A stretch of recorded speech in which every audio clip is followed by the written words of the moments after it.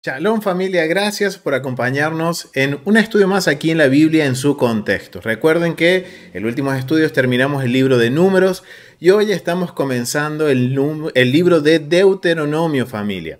Esta semana nos corresponde cubrir el capítulo 1 hasta el capítulo 3 versículo 20. Bien, hay mucha información aquí para poder aprender, pero me voy a centrar en el capítulo 1.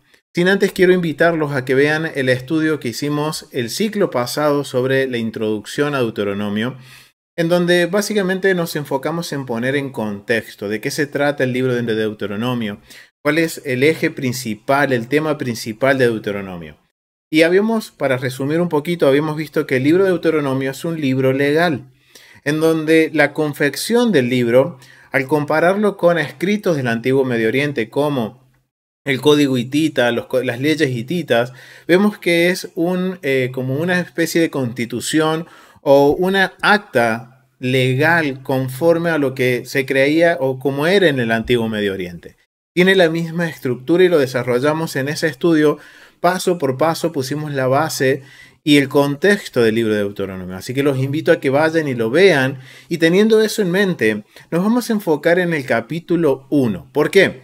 Porque en el capítulo 1 hay una información bien interesante que nos va a dar sobre el sistema judicial de Israel. Bien, obviamente, como es un libro que es legal, que tiene un contexto legal y que tiene una estructura como una acta legal del Antiguo Medio Oriente, entonces ahora vamos a entender por qué es necesario que al abrir el libro de Deuteronomio se nos haga esta aclaración. Vamos a ir a Deuteronomio capítulo 1 y vamos a leer del versículo 9 en adelante. Y esto siempre teniendo en cuenta, familia, que el libro de Deuteronomio es un documento legal. Bien, dice el versículo 9: en aquel tiempo yo os hablé diciendo, yo solo no puedo llevaros. Adonai vuestro Dios os ha multiplicado, y he aquí, hoy vosotros sois como las estrellas del cielo en la multitud. Adonai Dios de vuestros padres os haga 1000 veces más de lo que ahora sois y os bendiga, como os ha prometido. ¿Cómo llevaré yo solo vuestras molestias, vuestras cargas y vuestros pleitos? Dadme de entre vosotros, de vuestras tribus, varones sabios y entendidos, expertos, para que yo les ponga por vuestros jefes. Y me respondiste y dijiste, bueno es hacer lo que has dicho. Y tomé a los príncipes de vuestras tribus, varones sabios y expertos, y los puse por jefes sobre vosotros, jefes de millares, de centena y de 50 y de 10, gobernadores de vuestras tribus. Y entonces mandé a vuestros jueces diciendo, oíd entre vuestros hermanos, y juzgad justamente entre el hombre y su hermano, y el extranjero. No hagáis distinción de persona en el juicio. Así que el pequeño como el grande oiréis, no tendréis temor de ninguno, porque el juicio es de Adonai, y la causa que os fuera difícil, la traeréis a mí, y yo la oiré. Os mandé, pues, en aquel tiempo todo lo que habíais de hacer. Entonces, miren qué interesante, porque empieza un documento legal, pero está estableciendo en el primer capítulo, desde los primeros versos, el sistema judicial, la Corte Suprema. Estamos hablando de que aquí está nombrando jueces y les está recordando al pueblo. Recuerden que el libro de Deuteronomio tiene un contexto, que el contexto es que es la repetición de la ley.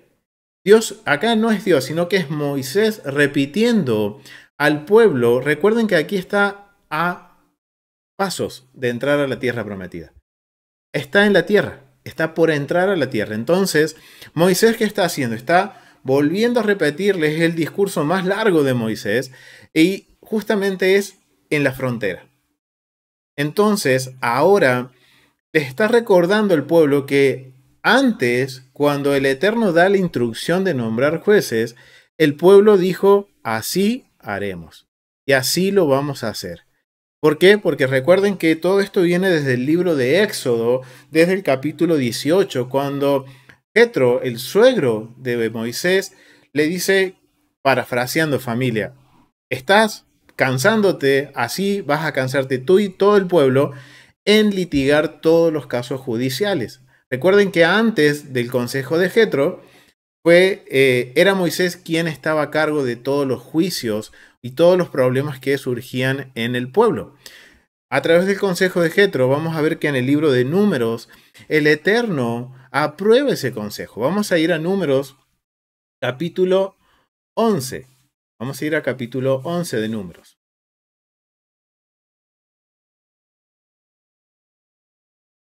Vamos a ir al capítulo 11, a los versos 16 al 17. Dice, entonces Adonai dijo a Moisés, reúneme 70 varones de los ancianos de Israel, que tú sabes que son ancianos del pueblo y sus principales, y tráelos a la puerta del tabernáculo de reunión y esperen allí contigo, y yo descenderé y hablaré allí contigo y tomaré el espíritu que está en ti y lo pondré con ellos y llevarán contigo la carga del pueblo y no la llevarás tú solo.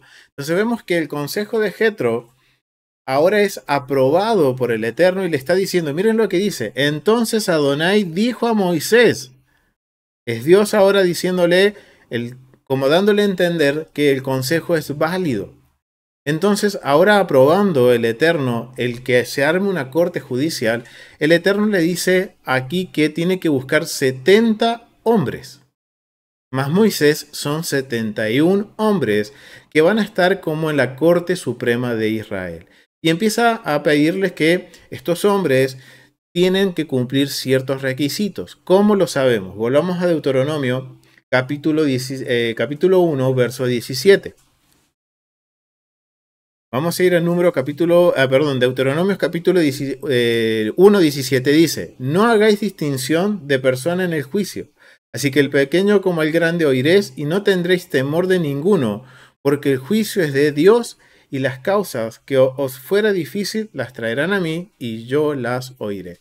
Y aquí los sabios de Israel nos muestran a través de los mandamientos de cuáles son las condiciones que tiene que cumplir un varón que es parte de la corte, ya sea de la gran corte que se conoce como el Sanedrín o de las cortes locales. Vamos a ver el mandamiento. El mandamiento se encuentra en el verso 17, dice, no reconocerás un rostro en el juicio, o sea, cuando está hablando de que no hará diferencia entre el grande ni el pequeño. ¿Cuál es la esencia de este mandamiento? Primero, este mandamiento aplica en el Sanedrín o en el Beit Din. O sea, simplemente es un mandamiento que aplica para los jueces. Si somos jueces, este mandamiento aplica para nosotros. Si no somos jueces, no aplica, pero sí necesitamos estudiarlo y aprenderlo. ¿Cuál es la esencia de este mandamiento? Está prohibido nombrar jueces a cualquier hombre que no esté familiarizado con la ley de la Torá, o sea, con los mandamientos. Aunque posea rasgos de carácter extraordinarios o sea erudito en otras sabidurías. O sea que quien sea escogido como un juez, la condición es que tenga una amplia sabiduría y familiarizado en qué? En los mandamientos del Eterno. Leyes sobre este mandamiento. Se requiere que un juez tenga los siguientes rasgos de carácter: sabio en el conocimiento de la Torá, modesto, temeroso de Dios, respetuoso por su prójimo. Y recordemos que su prójimo no es cualquier persona, sino que es la persona que está en convenio, en el mismo convenio con el mismo Dios. O sea, ese es respetuoso con su prójimo. Respetado por su prójimo, alguien que tenga el respeto de su hermano. Un buscador de la verdad y la justicia, y uno que no le niegue, que no le da ninguna importancia al dinero, soborno. El nombramiento de un juez no calificado que carece de conocimiento en la Torá resulta en la absolución del culpable y la condenación de los inocentes, debido a la ausencia del conocimiento de la Torá. O sea, miren cómo los mandamientos de Dios vienen a ser la base de la sociedad israelita, la base de la sociedad a la cual hoy nosotros pertenecemos al reconocer a Yeshua como nuestro Mesías. Ahora nosotros somos parte de Israel. Y ahora miren cuál es la base de la sociedad. lo que distingue lo que es bueno y lo que es malo, lo que nos permite discernir entre lo correcto y lo incorrecto. Es la Torah, la ley de Dios, los mandamientos que Dios nos da. Entonces, por eso debemos conocerlo. Y estos eran los requisitos que debían de tener los jueces a la hora de ser nombrados en sus cargos. Otro mandamiento que se encuentra en el versículo 17 dice: no tendrás miedo de ningún hombre. También un mandamiento que aplica para el Sanedrín. La esencia de este mandamiento dice que un juez tiene prohibido dejar que el miedo de un vicioso, litigante dañino influya en su juicio o altere su decisión, incluso en un ligero grado. O sea, ¿qué está diciendo? Que también tienen que ser hombres de templanza, que no se dejen amedrentar por quienes estén juzgando.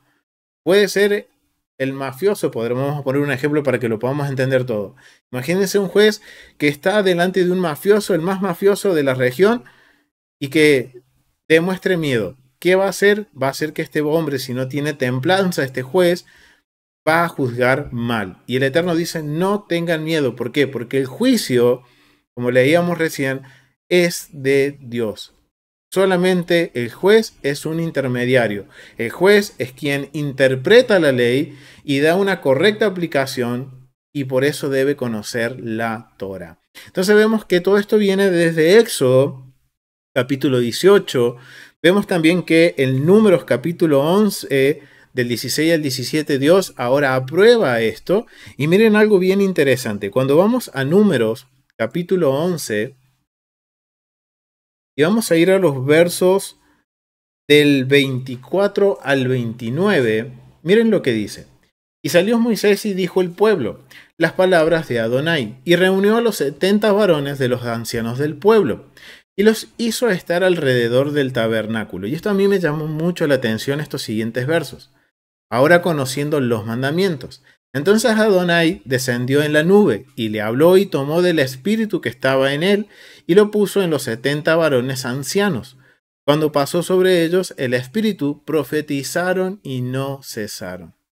Wow, familia, miren, a mí me llamó mucho la atención porque aquí está hablando de quiénes fueron los que profetizaron. Fueron los jueces. Fueron los 70 hombres escogidos que ellos tenían estas características. Eran sabios en la Torá. Sus vidas eran de rectitud. Eran reconocidos como justos delante por sus prójimos.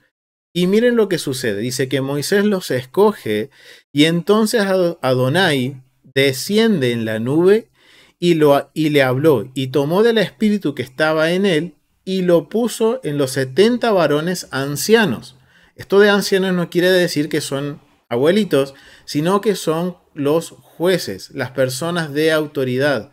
Y cuando posó sobre ellos el espíritu, dice que estos 70 hombres profetizaron y no cesaron. Y habiendo quedado en el campamento dos varones llamados el uno Eldad y el otro Medad, sobre los cuales también reposa el espíritu, estaban estos entre los inscriptos, pero no habían venido al tabernáculo, y profetizaron en el campamento. Y corrió un joven y dio aviso a Moisés y dijo: Eldad y Medad profetizan en el campamento. Entonces respondió Josué, hijo de Num, ayudante de Moisés, uno de sus jóvenes, y dijo: Señor mío Moisés, impídelos. Y Moisés respondió, miren lo que responde Moisés. Dice: ¿tienes tú celo por mí? Ojalá todo el pueblo de Adonai fuese perfecta, y que Adonai pusiera su espíritu sobre ellos. Y Moisés volvió al campamento, él y los ancianos de Israel. Wow, ¿qué quiere decir esto? O sea, miren qué interesante. Esto a mí me llamó mucho la atención al conocer el mandamiento 4.14, que es el primer mandamiento. ¿Cuál es la condición que tenían que cumplir estos 70 hombres? Ser familiarizados con la ley de Dios. Sus vidas tenían que ser una vida en que tenían el respeto de su prójimo. Eran personas respetadas, eran personas que vivían de acuerdo a la ley de Dios. Y por eso el Eterno se manifiesta a través de ellos cuando reconoce quiénes son ellos, es cuando la manifestación del Espíritu quiere decir que el Espíritu, o sea, el Eterno está reconociendo la autoridad de estas personas, pero miren, no son cualquiera. ¿Y cuál era el deseo de Moisés? Que todo Israel sea como estos 70 hombres, que sean personas, que todo Israel viviera con, sean perfectos, perdón, profetas, que todos sean profetas. Pero, ¿qué quiere decir esto? Que estos hombres eran perfectos de acuerdo a la Torah. Ellos caminaban de acuerdo a la Torah. Entonces, ellos, ahora, miren qué interesante, que un poco también nos enseña a nosotros a, podríamos decir, discernir. Cuándo se manifiesta el Espíritu de Dios en una persona y cuándo no. ¿Por qué? Porque miren las condiciones, el patrón bíblico. ¿Cuál es la condición? De que sean hombres temerosos a la ley de Dios, que sean temerosos de Dios. Miren las condiciones que tienen que haber. Sabios en conocimiento de la Torá, modestos, temerosos de Dios, respetados por su prójimo, un buscador de la verdad y la justicia, y uno que no le da ninguna importancia al dinero. O sea, está buscando una persona recta, justa, conforme a la voluntad del Padre. Entonces, esto es algo que tenemos que tener en cuenta, algo que es bastante interesante y que me llamó mucho la atención al conocer el mandamiento y ahora entender por qué cuando vemos en Números capítulo 11, en los versículos del 24 al 29, estamos viendo cómo ahora se manifiesta el Espíritu de Dios. Pero tiene que haber una condición en la persona para que ese espíritu se pueda manifestar. Y miren el deseo de Moisés, que todo el pueblo hubiera sido igual que estos 70 hombres. Hombres que guarden los mandamientos. Y sabemos que Israel una y otra vez tropieza.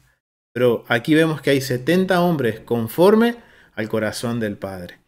Entonces, miren, vamos a ir ahora a Deuteronomio, nos vamos a adelantar un poquito más para seguir investigando sobre los jueces, sobre el Sanedrín. Vamos a ir a Deuteronomio capítulo 16, vamos a ir un poquito más adelante y vamos a los versos 18 y 20.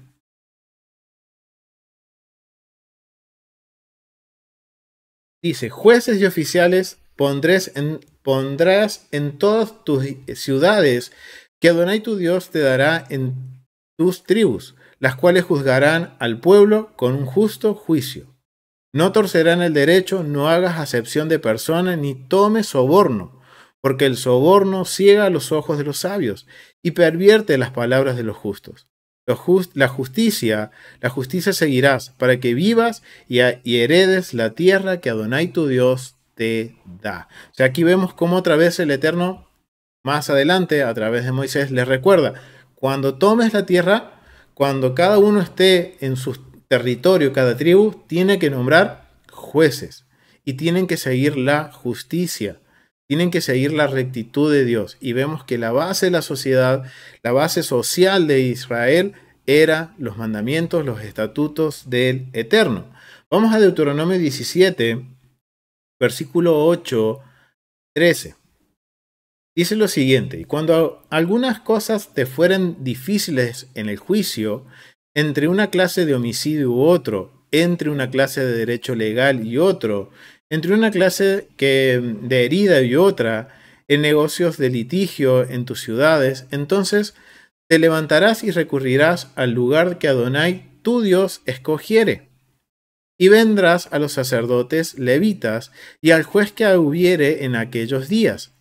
Y preguntarás, y ellos te enseñarán la sentencia del juicio.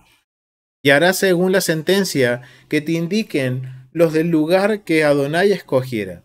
Y cuidarás de hacer según todo lo que te manifiesten, según la ley que te enseñen y según el juicio que te digan.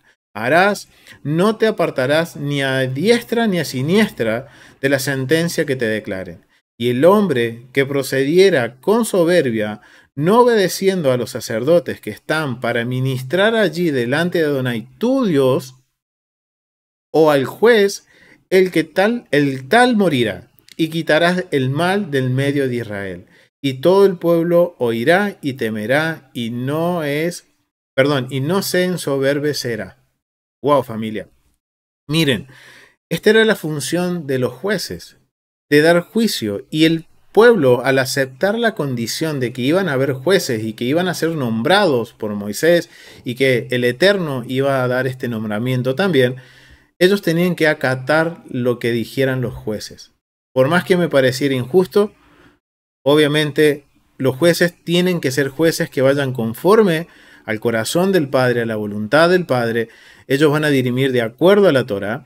Y aquí vemos que nos está marcando también que hay un lugar en específico, que va a haber un tribunal específico para dirimir algunos, podemos decir, asuntos complicados por lo que vemos, y dicen donde el Eterno ha puesto su nombre, a donde el Eterno ha escogido. ¿Dónde es ese lugar?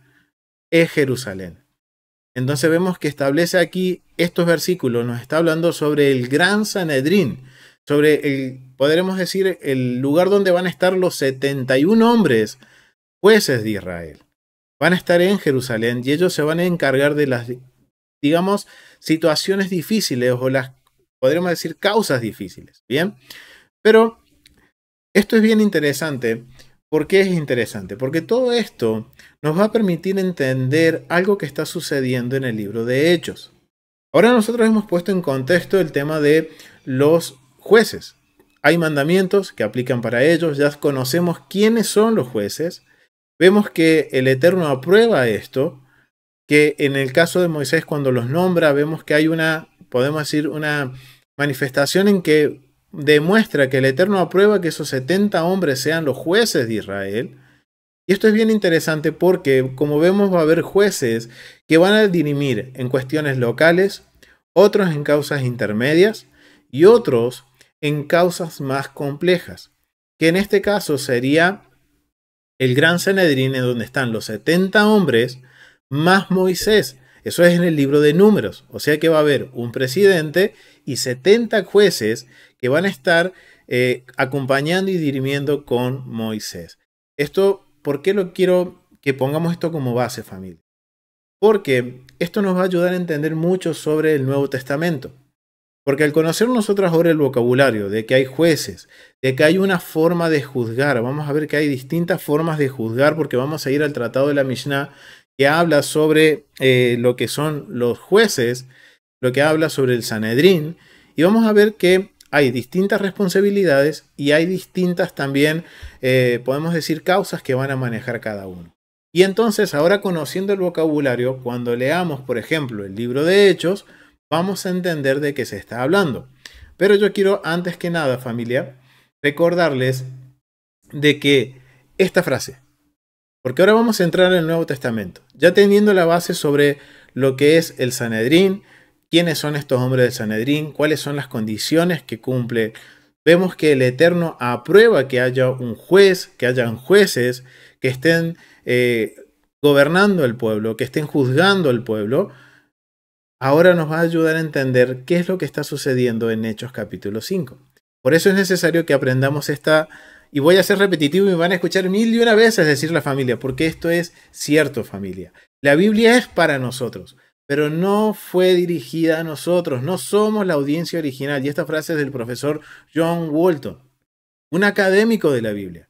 Y él reconoce, la Biblia sí, es para nosotros, podemos tomar mensajes para nosotros, pero no fue dirigida a nosotros. No somos la audiencia original. No somos esa audiencia que recibió las cartas, por ejemplo, la carta de Hechos, o la carta de las que escribió Pablo. Tienen un receptor. Ahora nosotros tenemos que indagar sobre el contexto, familia. Por eso trabajamos con esta estructura o con esta metodología que es para poder nosotros entender el texto bíblico. Y esto quiero refrescarlo, familia, porque necesitamos siempre tener en consideración a la hora de entender un texto, un versículo bíblico, necesitamos conocer si hay arqueología bíblica, el contexto cultural de cuando fue escrito ese versículo, el contexto histórico, el contexto geográfico, el contexto del templo, y justamente Hechos capítulo 5 entra dentro de lo que es el contexto del templo, familia. ¿Por qué? Porque estamos hablando de los jueces y vimos en Deuteronomio capítulo 17 que los jueces, el Gran Sanedrín, está ubicado ¿en dónde? En Jerusalén. Y vamos a descubrir dónde se encuentra. también tenemos que tener en cuenta el contexto del libro o de la carta en donde está ese versículo y el contexto del versículo. No puedo tomar un versículo aislado. Miren todo lo que yo necesito cubrir para sacar un mejor entendimiento de lo que es el versículo bíblico. Entonces, ahora yo quiero que, teniendo todo esto en mente, teniendo en mente también todo lo que hemos visto sobre el Sanedrín, sobre los dos mandamientos que aplican sobre el Sanedrín, cómo estaban conformados, cuáles eran las condiciones que tenían que cumplir los jueces para ser nombrados, ahora vamos a descubrir en cuanto al contexto del templo, nos vamos a enfocar a lo que es el contexto del templo, aprendiendo en dónde se encontraban los distintos tribunales, ya sea el tribunal local, el tribunal, podemos decir, de causas intermedias y el gran tribunal dentro de Jerusalén.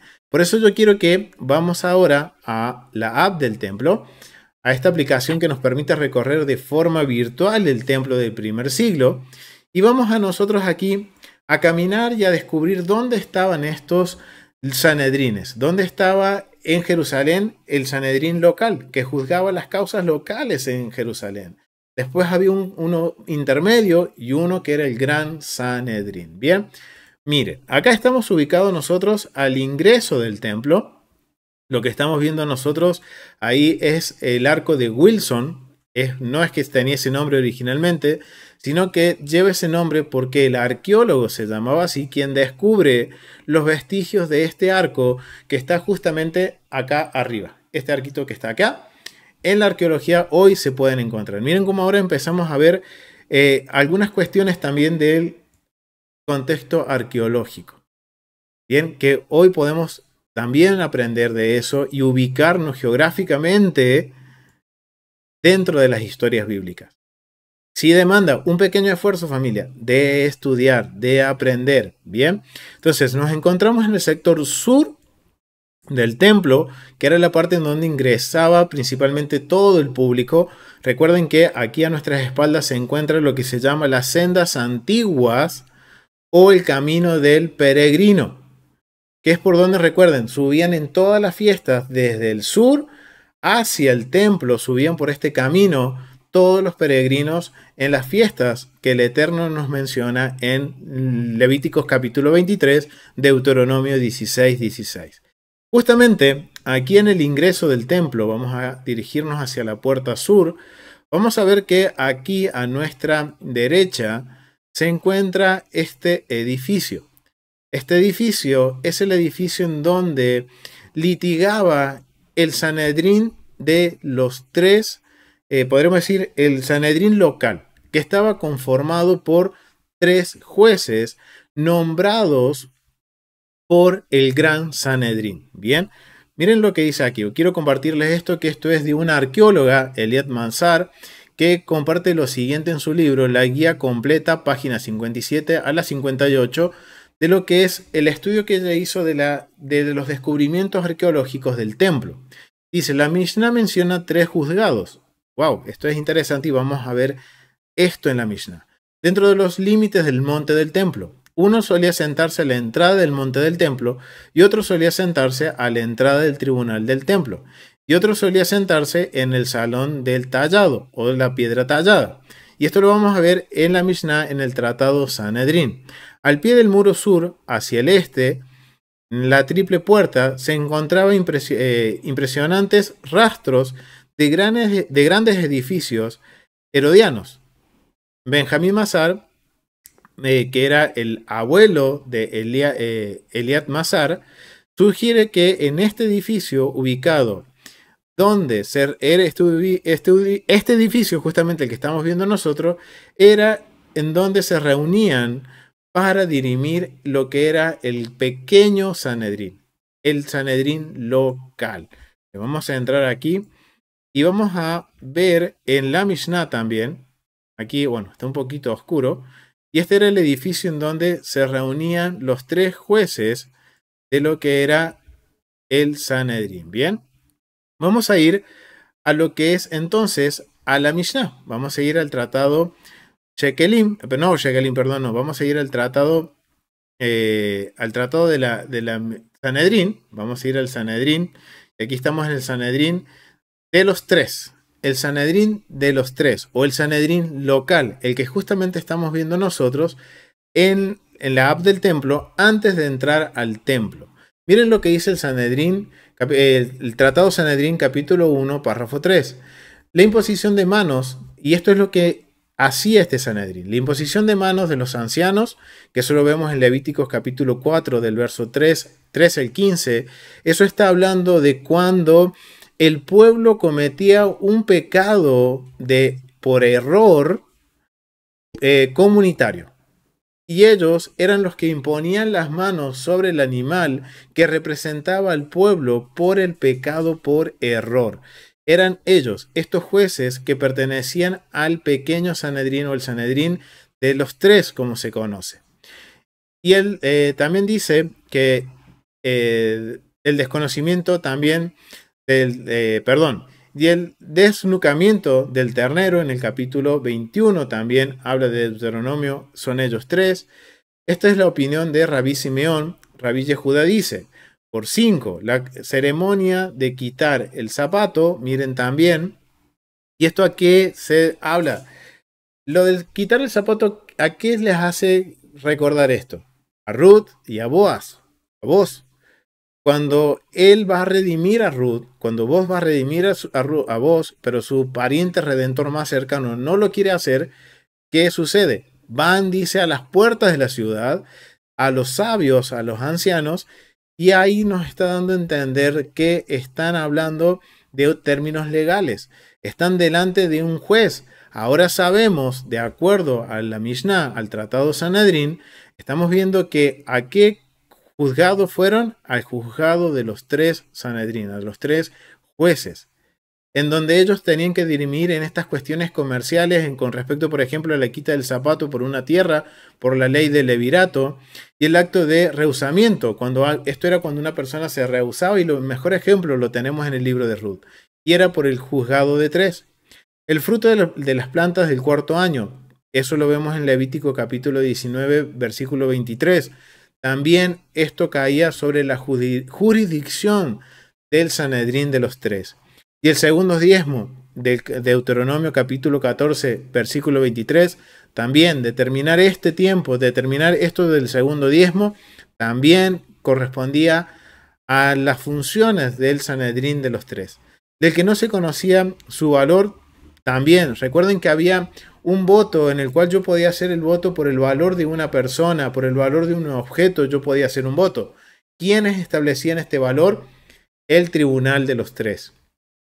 Evaluaciones también, las evaluaciones, por ejemplo, cuando vemos en Levíticos capítulo 27:2, cuando no se sabía el precio de algo para hacer un voto, ¿quiénes daban la evaluación? ¿Quién evaluaban ese bien material, ese bien mueble? El Sanedrín de los tres. En el Sanedrín capítulo 1, párrafo 4, también nos sigue hablando sobre estos tres. Dice, delitos que llevan... acá. Capítulo 1, 3 dice, la imposición de manos, sí, acá. Ahora vamos a ver el Sanedrín de los 23, que está ubicado en otro lugar. Entonces vamos a volver a la app del templo. Vamos a ir aquí de nuevo. Vamos a salir de aquí y vamos a ingresar al templo. Vamos a ingresar por estas escalinatas. Estas puertas que vemos aquí son las puertas doble o lo que se conoce como la puerta La Hermosa. Bien. Y vamos a ingresar por aquí. Y vamos a entrar y vamos a ver que acá, obviamente ya esto lo hemos visto, pero es bueno repasarlo porque cuando se habla de la puerta hermosa, se habla de este lugar justamente en los escritos del primer siglo. Esta puerta era también conocida como la puerta Hulda y era la hermosa por estos detalles que habían en los techos abovedados. Eran figuras geométricas perfectas. Todo esto estaba, miren, y esto es un descubrimiento arqueológico, estaba cubriendo todos los techos. Entonces imagínense cuando uno entraba por primera vez y subía sus vistas al techo y veía esa hermosura, por eso se recibía el nombre de la puerta La Hermosa. Y vamos a adelantarnos un poquito. Aquí vemos cómo se veía, una pequeña ilustración de cómo se veía en la época del primer siglo, en la época de nuestro Mesías Yeshua, se veía este lugar. Y vemos también aquí el fragmento que se ha encontrado arqueológico de este lugar. Esto es, este patrón se repetía por todo el techo. Imagínense lo perfecto. Miren qué figuras perfectas eran esas. Por eso se llamaba la puerta la hermosa. Por eso ahora cuando leemos en los escritos del primer siglo, cuando Pedro y Juan subían al templo y estaban en la puerta la hermosa, es este lugar, familia. Vamos a seguir entrando. Este era el lugar por donde ingresamos al templo y vamos a dirigirnos hacia un sector que se llama el atrio de las mujeres. Vamos a ingresar. Aquí nos encontramos sobre lo que es el atrio de los gentiles. Esta pared que vemos aquí es la muralla, recuerden, original de los 500 por 500. O sea, es lo que nos menciona Ezequiel, capítulo 42.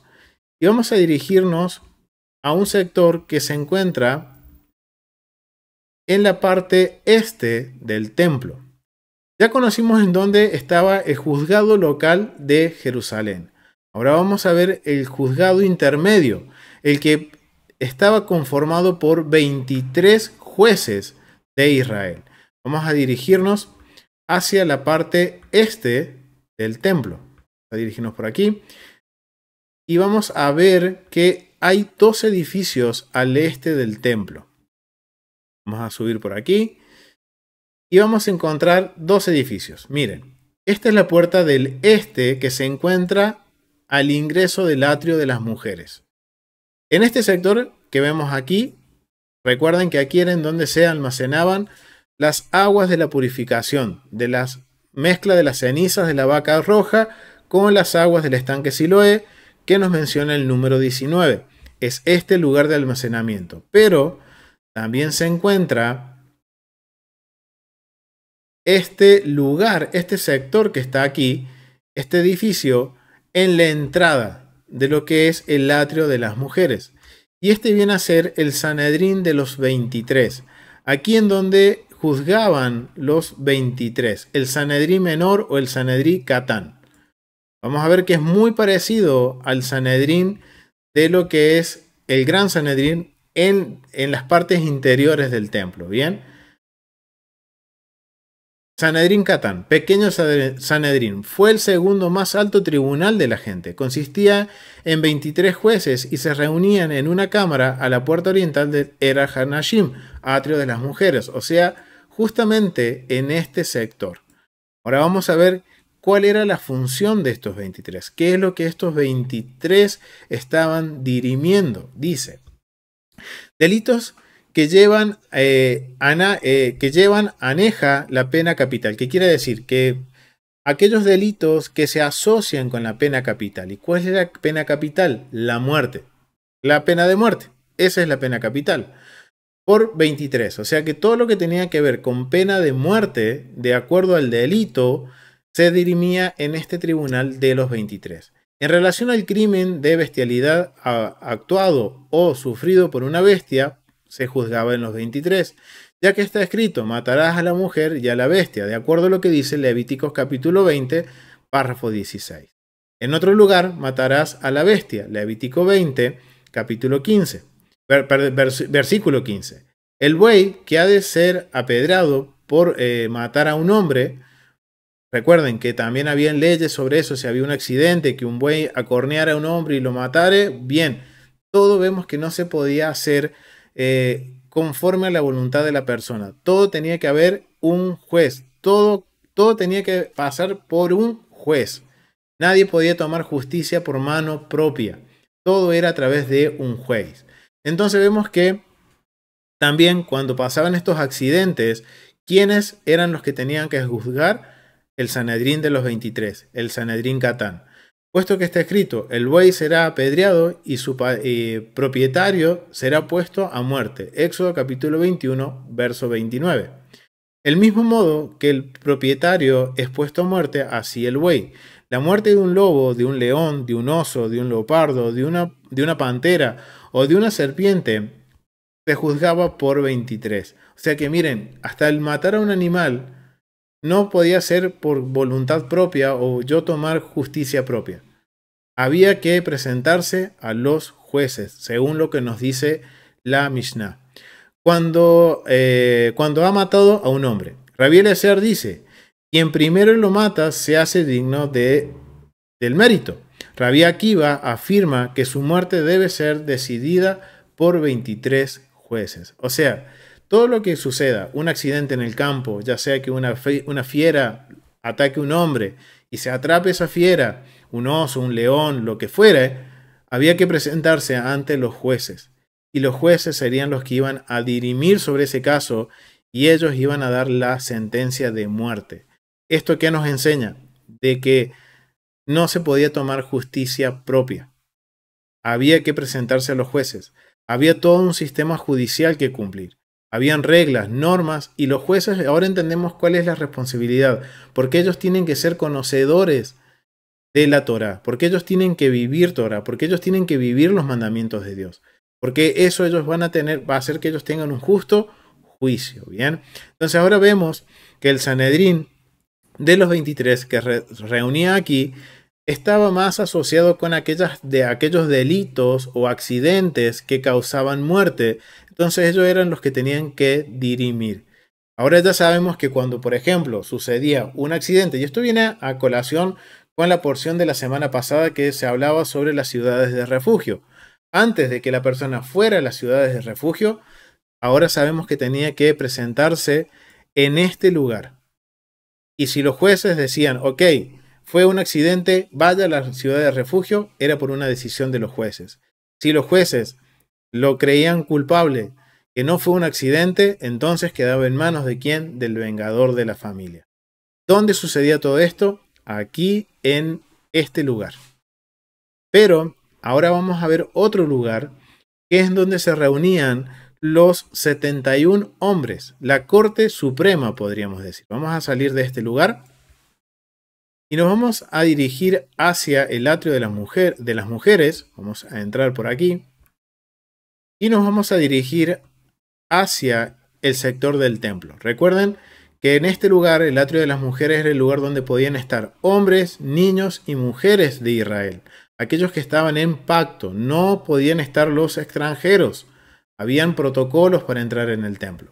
Vamos a subir estas escalinatas y vamos a cruzar lo que es la puerta Nicanor. Esta puerta es la equivalente a la puerta del este en el tabernáculo. Vamos a cruzarla y nos vamos a dirigir hacia el edificio que está aquí, que es la casa de Beit Aptinas o el Lishkat Hagasit de la piedra labrada. ¿Por qué? Porque vamos a ingresar y vamos a cruzar esta puerta y vamos a ver que en este lugar se encuentra este salón. Este salón es el que se conoce como el salón de la piedra labrada. Era un salón donde aquí se sentaban los 23 jueces de Israel, en este lugar. Dice, sale del juicio de los Sanedrines. Según la fuente judía, los historiadores judíos dicen lo siguiente: el Lishkat Hagasit era una cámara dentro del Beit Aptinas, la casa de Aptinas, que es el edificio en donde ingresamos, en la esquina sur-oeste de la Zara, atrio interior. Era una cámara grande, era el salón del juicio del Sanedrín Gadol, del Gran Sanedrín, de la Corte Suprema. La cámara estaba ubicada en el extremo sur del edificio, abriéndose hacia el Heil, o sea, se abría hacia afuera también esta cámara. Para la cámara ubicada en ese extremo del edificio donde la santidad era menor, los jueces se les permitía sentar como se requería para emitir juicios. El Sanedrín Gadol tenía un total de 71 jueces y era el tribunal más alto de Israel. Estos tenían una función de dirimir los casos más complicados. Y ahora vemos que Moisés tenía el cargo del presidente, era el número 71 de los jueces. Recuerden que cuando vimos en en Números capítulo 11, vimos que nombró a 70. Bien, los 70 son los jueces que pertenecen a este Sanedrín, a esta Corte Suprema. Bien, Ahora vamos a ver cuál era la función de estos jueces. Y esto nos va a ayudar a entender mucho de lo que está sucediendo en Hechos capítulo 5. Miren, el Sanedrín de los 71, en capítulo 1 del Tratado Sanedrín de la Mishnah, nos menciona lo siguiente: no se puede juzgar a una tribu ni a un falso profeta.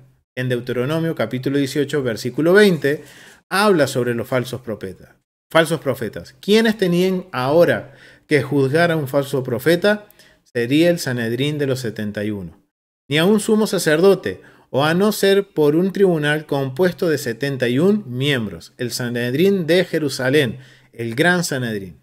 No sale a una guerra voluntaria a no ser por sentencia del tribunal de los 71. O sea, el pueblo no podía ir a guerra porque quería, tenía que haber un juicio, tenían que presentarse delante de los jueces y los jueces dirían.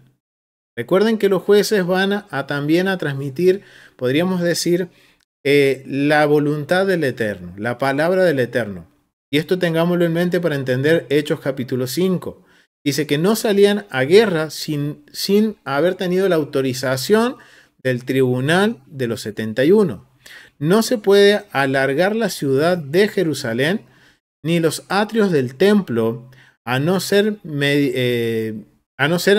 por los 71. O sea que si había que hacer alguna extensión de la ciudad, extender la ciudad amurallada de Jerusalén, el pueblo no podía tomar por voluntad propia de hacerlo.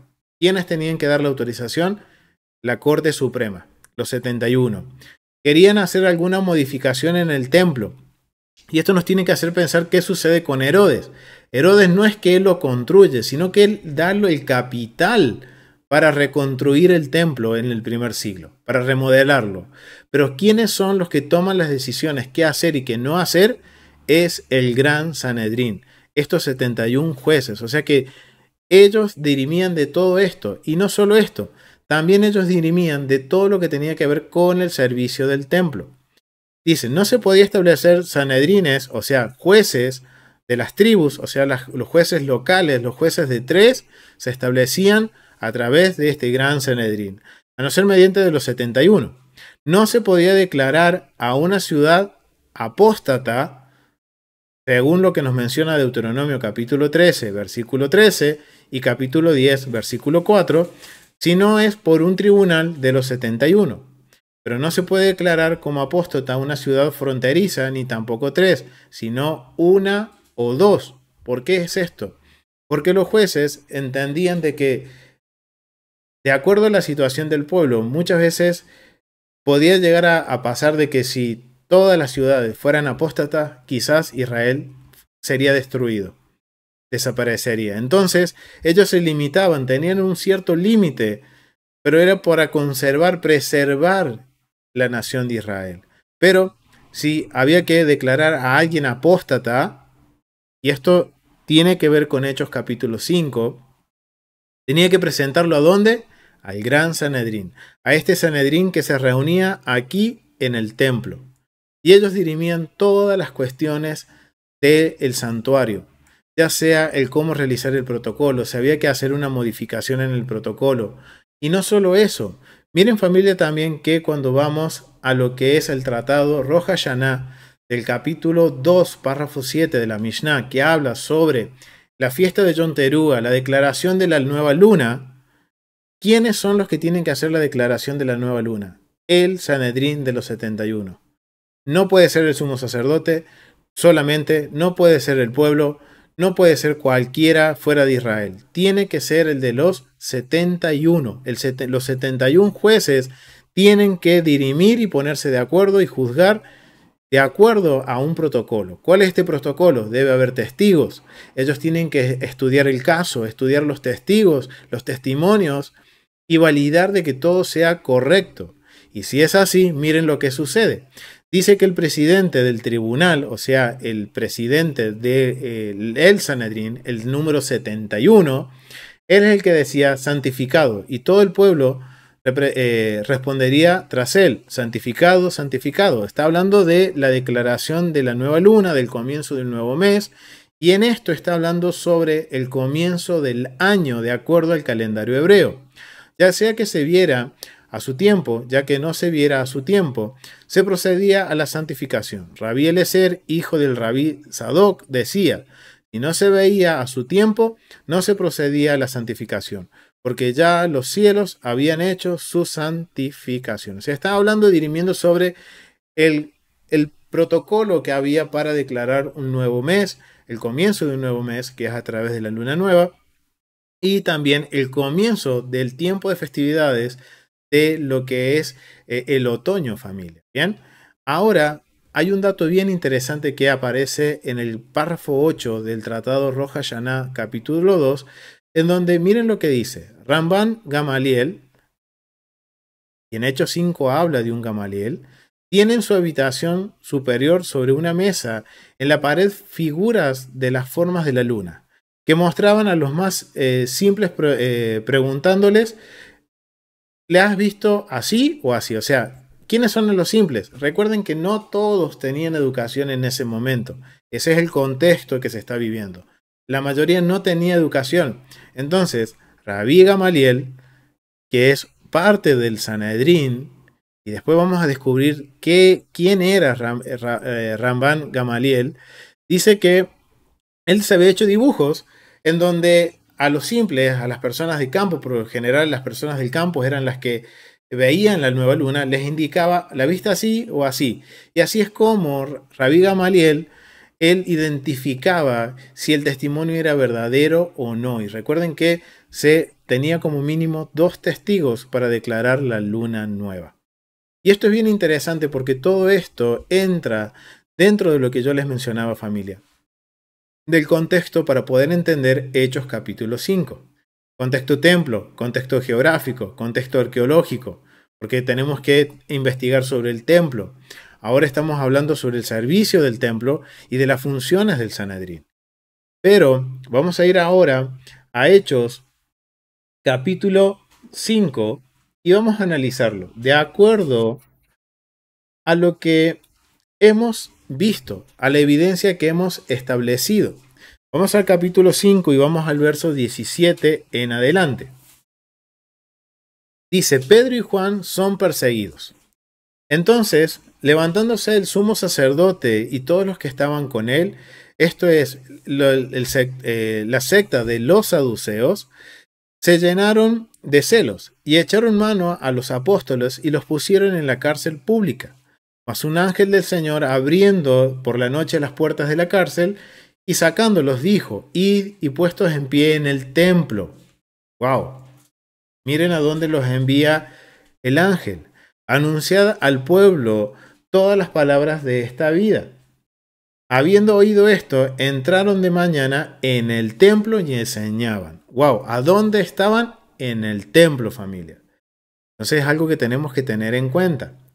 Entre tanto, vinieron el sumo sacerdote y los que estaban con él, y convocaron al concilio y a todos los ancianos de los hijos de Israel, y enviaron a la cárcel para que fuesen traídos. Pero cuando llegaron los alguaciles, no le hallaron en la cárcel. Entonces volvieron y dieron aviso, diciendo, por cierto, la cárcel hemos hallado cerrada con toda seguridad, y las guardas fueron afuera de pie a las puertas, mas cuando abrimos a nadie hallamos dentro. Cuando oyeron estas palabras el sumo sacerdote y el jefe de la guardia del templo y los principales sacerdotes dudaban en qué vendría a parar aquello. Pero viendo uno, les dio esta noticia: he aquí, los varones que pusiste en la cárcel están en el templo y enseñan al pueblo. Entonces fue el jefe de los guardias con los alguaciles y los trajo sin violencia, porque temían ser apedreados por el pueblo. Wow, y esto que es bien interesante porque ahora, conociendo cómo es el sistema judicial de Israel, el sumo sacerdote, y ahora tengan en mente esto que vimos en el tratado Rosh Hashanah, capítulo 2, párrafo 8. Rabí Gamaliel, en el primer siglo, fue podríamos decir, el presidente de la Corte Suprema. ¿Por qué?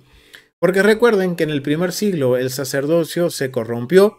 Entonces, los sabios de Israel, la justicia de Israel, podríamos decir, decidió no poner como presidente de la Gran Corte Suprema, del Gran Sanedrín, a el sumo sacerdote. ¿Por qué? Porque estaba corrupto. La persona era corrupta, no la función.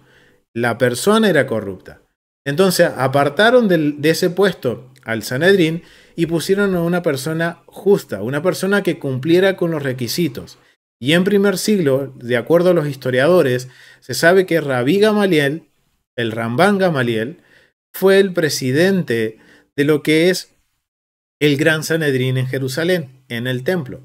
Ahora, si nosotros analizamos lo que estamos viendo, justamente lo que está sucediendo con Pedro y Juan, la primera aprehensión de Pedro, de los apóstoles, ¿fue legal?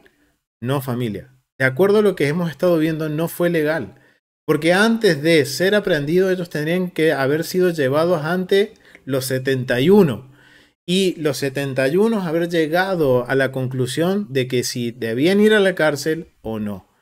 Y ahora entendemos por qué también tienen miedo. Porque el pueblo sabía de que ellos habían actuado de una forma corrupta. Y miren lo que sucede en los versículos subsiguientes en el capítulo 5, en el versículo 27. Cuando los trajeron, los presentaron en el concilio, o sea, en el lugar de los 71. Y el sumo sacerdote les preguntó diciendo, ¿no os mandamos estrictamente que no enseñéis en este nombre? Y ahora está hablando del nombre de Yeshua. Y ahora habéis llenado a Jerusalén de vuestra doctrina y queréis echar sobre nosotros la sangre de ese hombre. Respondiendo Pedro y los apóstoles dijeron, es necesario obedecer a Dios antes que al hombre. Wow. Y esto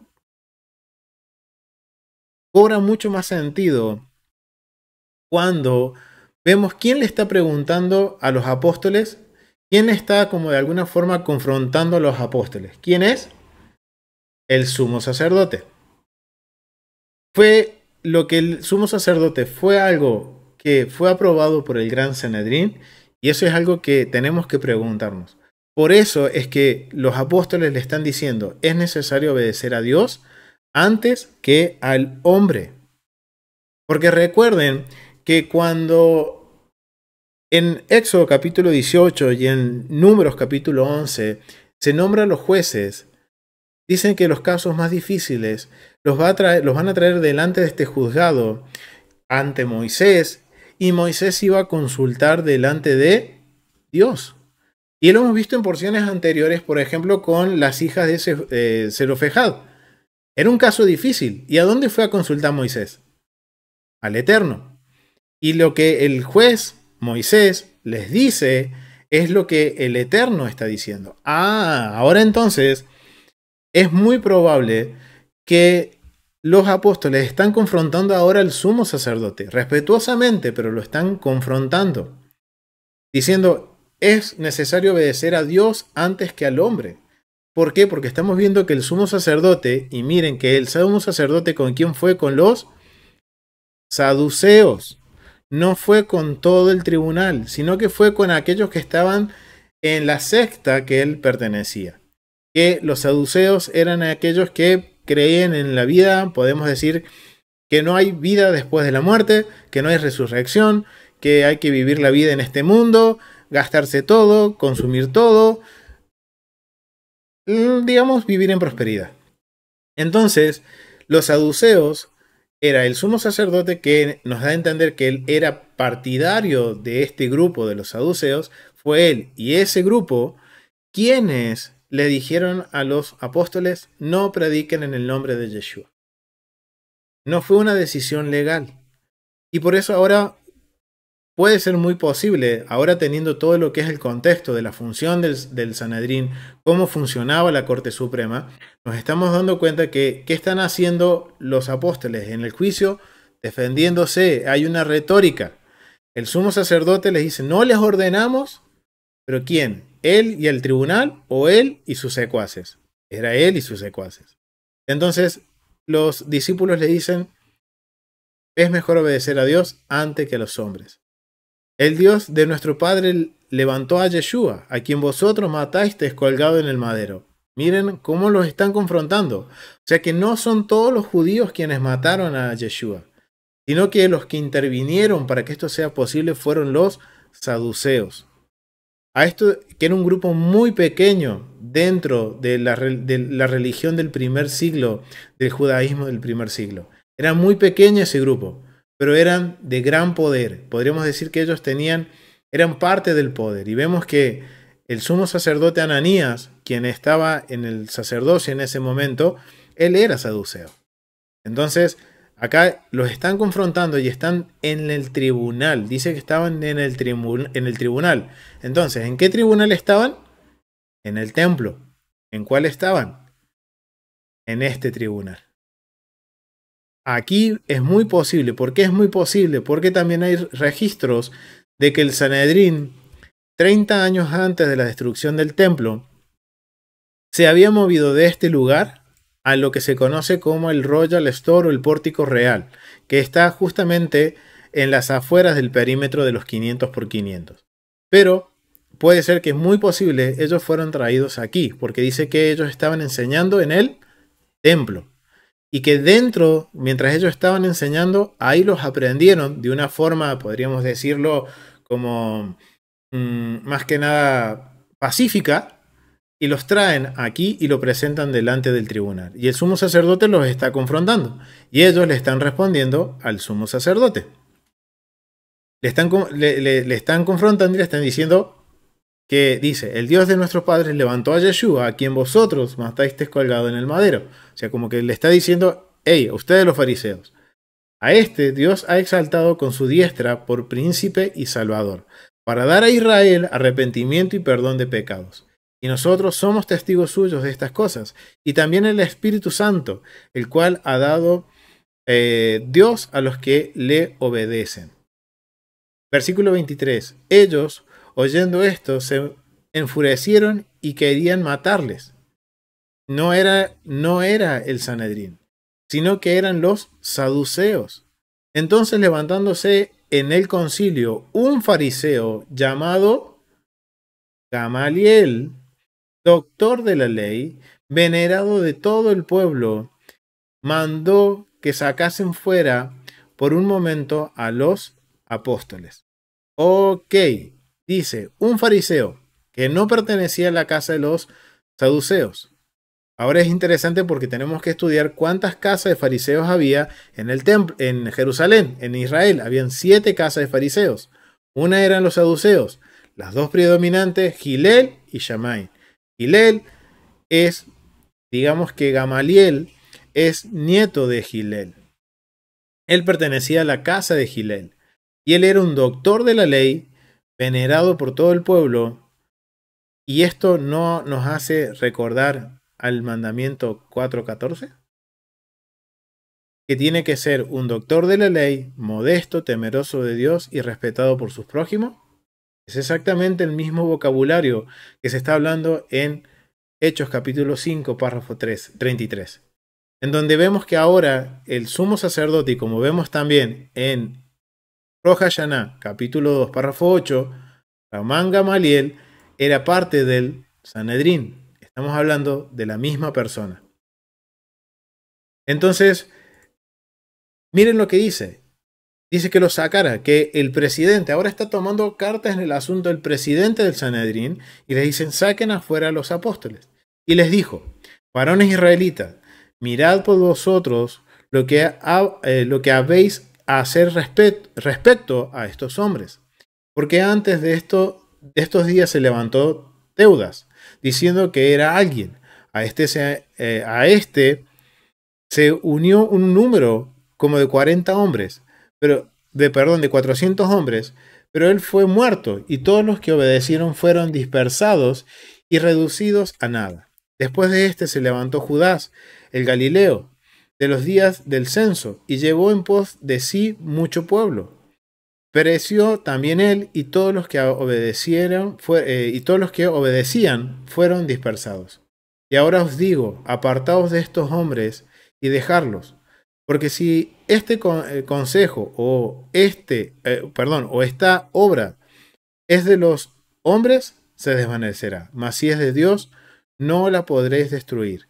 No seas tal vez hallado luchando contra Dios. Y convenió con él, y llamando a los apóstoles después de azotarlos, les intimaron que no hablasen en el nombre de Yeshua, y los pusieron en libertad. Y ellos salieron de la presencia del concilio, gozosos de haber sido tenidos por dignos de padecer afrenta por causa del nombre. Y todos los días en el templo, por las casas, no cesaban de enseñar y predicar a Yeshua el Mesías. ¡Wow, familia! Ahora vemos aquí, para poder entender esto, qué es lo que está sucediendo. Ahora sabemos a dónde fueron llevados Pedro y Juan y los apóstoles. Ahora vemos por qué Gamaliel, Rabí Gamaliel, el Rambán Gamaliel, es el que tiene la última palabra y el resto tiene que obedecer. Este Sanedrín de los 23, de los 71, estaba compuesto por el presidente, que en este caso en el primer siglo era Gamaliel, un vicepresidente, y después el resto eran 23 sacerdotes, 23 levitas y 23 príncipes de Israel, hombres justos de Israel. Y ahí tenemos conformado digamos, este concilio de 71 hombres, este juzgado de 71 hombres. Pero hay algo bien interesante, que cuando conocemos cómo trabajaba este juzgado, el voto del presidente o la voz del presidente se escuchaba en el caso de que hubiera un empate dentro de los 70 hombres. Si habían 35 hombres que decían sí hay que condenarlos y hay otros 35 hombres que dicen no hay que condenarlos, quien resolvía este empate era en este caso el presidente, era Gamaliel. Entonces ahora nosotros, conociendo todo este vocabulario, conociendo el servicio del templo, los lugares geográficos, lo que es el contexto legal y cultural sobre el primer siglo y lo que estaba sucediendo en este momento, podemos entender de que en el Sanedrín hubo un empate. Y por eso Gamaliel dijo, oigan esto, déjenlos en paz. No vaya a ser que nos encontremos peleando con Dios. Déjenlos ir. Puso ejemplos, se levantaron muchos, pero perecieron. En cambio ellos aún continúan y dicen que ellos siguieron predicando a Yeshua en el templo y en las casas. Por todo el lugar que ellos andaban, ellos predicaban las buenas nuevas del Mesías. Y esto es bien interesante, porque miren ahora cómo podemos entender la historia, podernos dar una dimensión de lo que la historia que se está relatando a una audiencia. ¿Quién era la audiencia del libro de Hechos? El libro de Hechos, recuerden que vamos a ir a Hechos capítulo 1. Y ahora vamos a entender por qué se le habla en este vocabulario, familia. Hechos capítulo 1, párrafo 1 dice lo siguiente. En el primer tratado, oh Teófilo, vemos que Lucas le está escribiendo una segunda carta a Teófilo. Habló acerca de todas las cosas que Yeshua comenzó a hacer y a enseñar. ¿Quién es Teófilo? Y recuerden que lo vimos. Teófilo, de acuerdo a lo que Flavio Josefo nos menciona en la Guerra de los Judíos, libro 18, párrafos 150 al 200, nos menciona de que Teófilo muy posiblemente era un sumo sacerdote en el templo en la época del primer siglo.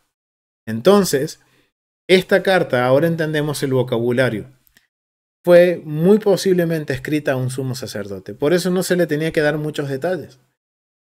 Todo lo que nosotros, los detalles que pudimos investigar y ver de acuerdo al contexto de lo que, miren, estamos asociándolo con Deuteronomio, con el nombramiento de los jueces y descubriendo cómo funcionaban los jueces, ahora nos sirve entender qué es lo que estaba sucediendo. Algo similar sucedió con Yeshua. Fue juzgado injustamente. ¿Por qué? Porque nunca se lo llevó delante de los 71. Por eso los apóstoles confrontan al sumo sacerdote y a los saduceos, diciendo, ustedes lo mataron. Y ahora ellos están delante del concilio, de esos 71 hombres. Y ahora ellos escuchan y miren, ellos dicen, es mejor obedecer a Dios y no a los hombres. ¿Por qué? Porque ahora conociendo el contexto y conociendo principalmente quién es la audiencia y en qué pensaba la audiencia, automáticamente el receptor sabía de que la voz de Dios iba a escuchar a través del presidente de lo que era el Sanedrín, porque iba a dar un justo juicio de acuerdo a la Torá, de acuerdo a los mandamientos de Dios. Y ahora sabemos por qué fueron llevados a este concilio, porque ellos eran acusados de apóstatas, de predicar a un falso profeta, de predicar en un nombre que, según ellos, no reconocieron. Mejor dicho, ellos no reconocieron a Yeshua. ¿Quiénes? Los saduceos. No fueron todos los judíos, familia. Es algo que tenemos que estudiar y miren qué necesario es aprender el contexto y el templo. Y lo vamos a dejar hasta aquí, familia. Los vuelvo a invitar a que vean el estudio que hicimos de introducción de Deuteronomio el año pasado para poder tener mayor contexto y entender por qué este libro es un libro legal. Y continuaremos la semana entrante con la siguiente porción del libro de Deuteronomio. Así que familia, lo dejamos hasta aquí. Gracias por acompañarnos y si quieren apoyarnos pueden hacerlo a través de los enlaces que están abajo en la cajita de descripciones. Pueden hacer sus aportes y sus contribuciones y ayudarnos a expandir el mensaje de Yeshua y el pacto que el Eterno ha hecho con su pueblo. Así que familia, nos vemos el próximo estudio. Shalom, familia.